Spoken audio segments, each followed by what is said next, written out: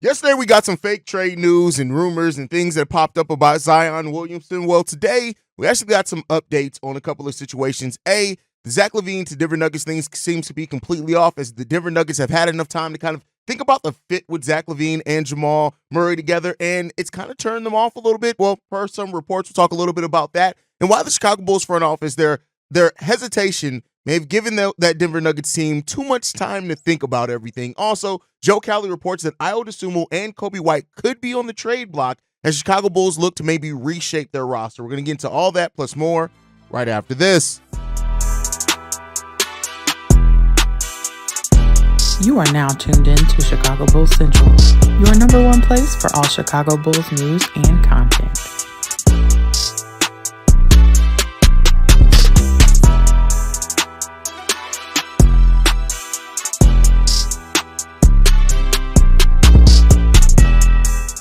What's going on, Bulls fans? Welcome to another episode of Chicago Bulls Central, your number one spot for everything Chicago Bulls related. I'm the host, Derek Hayes, but more importantly, you guys can follow the channel at Bulls Central Pod on every social media platform we happen to be on. With that said, let's go ahead and get into it. And I just want to start off with this one. This is not your daily episode today. I actually was in the midst of recording the daily episode when these things came out. And due to the daily episode being kind of an analytical look at where the Bulls stand right now versus the preseason expectations and things like that, I didn't really feel like this news fit into that daily episode. So you will be getting another daily episode. It'll be dropping a little bit later just to provide a little bit space from this video. So stay on the lookout for that. But we're the number one spot for everything Chicago Bulls. So because of that, I had to bring news as it did drop. So first up, the first bit of news that we have that we're going to talk about, this one comes from Michael Soto. He says this: there's been growing pessimism that the Chicago Bulls two-time All-Star Zach LaVine will be traded to the Denver Nuggets in a package for Michael Porter Jr., league sources tell Hoopsite. Chicago doesn't want to absorb Zeke Nazi's contract, his 4-year, $32 million contract, and would need to offload him to a third team, such as the Detroit Pistons, who have $14 million in cap space going into the trade line to be a third-party facilitator in trades to acquire draft capital. Chicago doesn't want to waste any assets having to flip Najee to a third team, and Denver lacks the future draft capital likely needed to make the deal happen. On the basketball court, there are also internal questions about whether LaVine and Nuggets guard Jamal Murray would coexist effectively on both sides of the ball.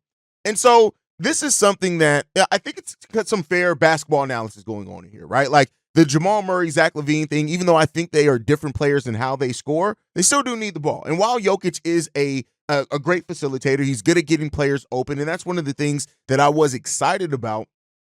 If this trade were to go down, was where Zach LaVine was going to get to play with somebody who was going to be able to create for him like he's never really had before. And while he's played a complimentary role here with the Chicago Bulls this season and understood how to fit in and where to get his spots and things like that, I think that growth with Zach LaVine would be really good.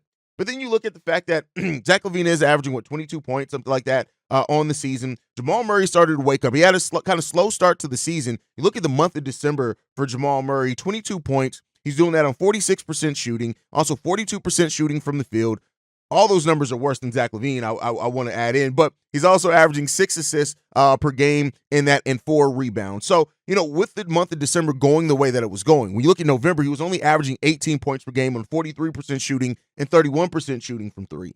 And since Jamal is their guy, right, as he's improving and then the Bulls' hesitation to get a deal done, I do think that points towards the Denver Nuggets looking at the situation and saying, well, hold on, that like the Bulls, they didn't want to take Zeke Naji. Cool, right? We could have maybe found a third team. But with the way that Jamal Murray's starting to really wake up some for this Nuggets team, the Nuggets have still struggled. Make no mistake about it. They haven't quite, even with the amazing season that Jokic has, hasn't still quite, got to the level that people thought they were. But they are 7-3 in their last 10. They're 18-13 on the season. So a lot of things are going their way. And that goes back to kind of my point in all of this, right?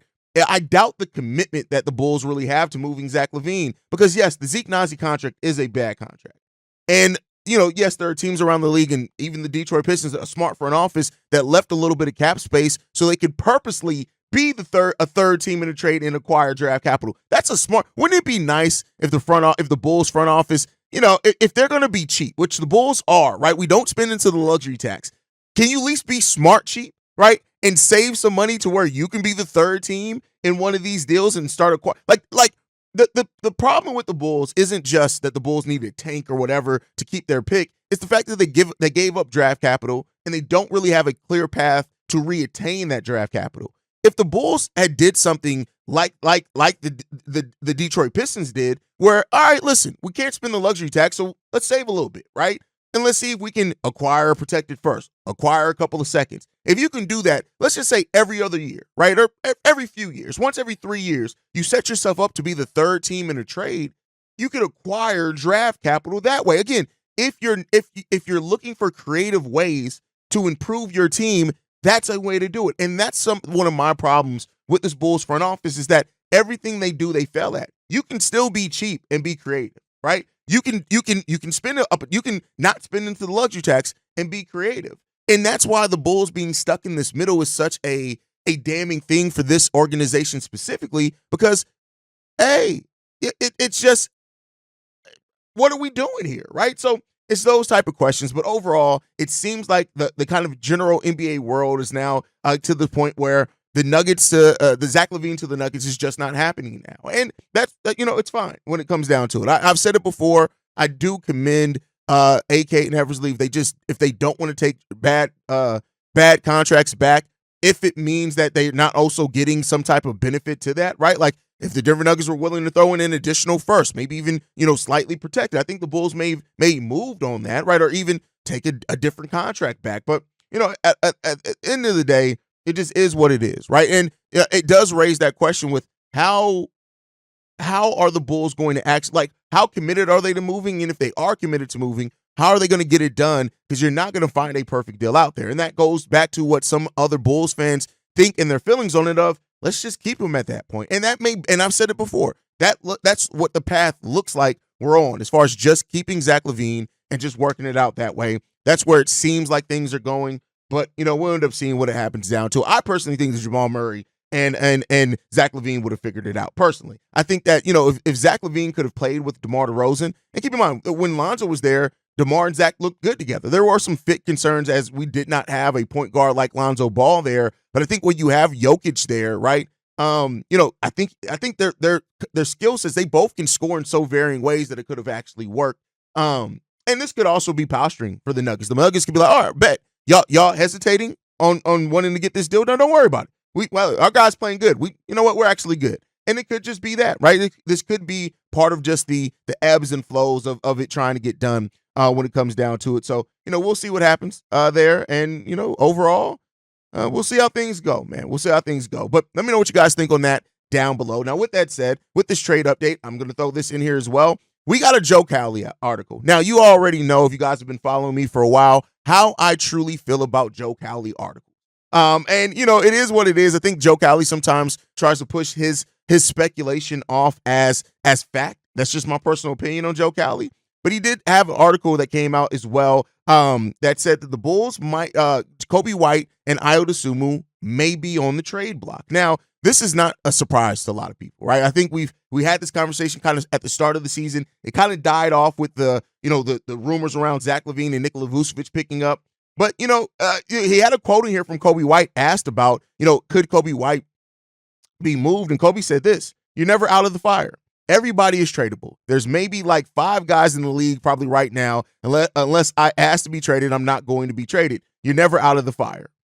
And, that's a really good sense about it as well. Coby White also said this: "I don't tend to worry about it because it's completely out of everyone's hands besides the front office. Since I've been in the league, the teams have totally changed. Me and Zach are the only ones still on the team. So I've seen what it's like to have your whole team shipped out. I've seen what it's like to have a different head coach from when I started, a different front office. So it's just business. And I had to learn that. And it's one of the lessons you better learn quickly." And so it seems like Coby White has the mindset of, listen, I'm just going to go out there and play basketball. And I think that that's the right mindset that you want a player to have, right? Vooch said, in the offseason that got, people, Bulls fans triggered, understandably so, that he was like, well, the trade talk threw us off.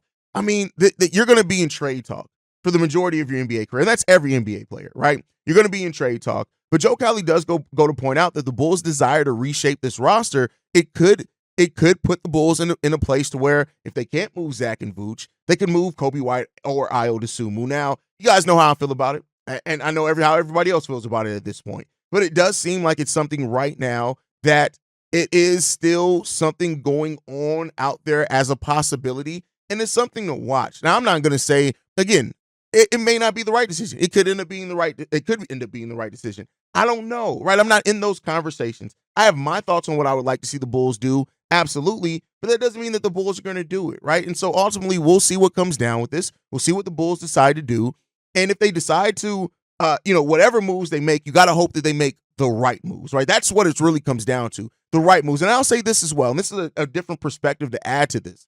If they could be on the trade block, that doesn't mean that they're moved at this trade deadline. I do personally think that the Bulls will go overall best player available in the draft if they keep their draft pick, which is a big if at this point. And if that player ends up being a guard, you could have to move when he regards to make room. And in that case, that's what that flexibility could come in at, right? So I think that that's something to keep an open mind about, regardless of how you feel about this. And we'll see how it's going to shake out, guys. I mean, at the end of the day, like I've said many times, it's out of our control. All we can do as fans is hope that they get it right. And for some Bulls fans, understandably, that's the scariest prospect in all of this. So we'll see where that's going to lead us, man. But guys, thank you so much for tuning in. Again, this is just this is not your daily episode. Just a quick update on the trade talk going on. I'll catch you guys in a couple of hours with the regular daily episode. Love you guys. Go Bulls. See red. Make sure you guys are following the channel at Bulls Central Pod. And if you want to leave a voicemail, you can do so at 773-270-2799. We are the #1 spot for everything Chicago Bulls related. That's thanks to you lovely and beautiful people. And like I like to end every episode on, go Bulls. Love you guys. See red if you can, y'all. Peace. This has been a presentation of the Break Media.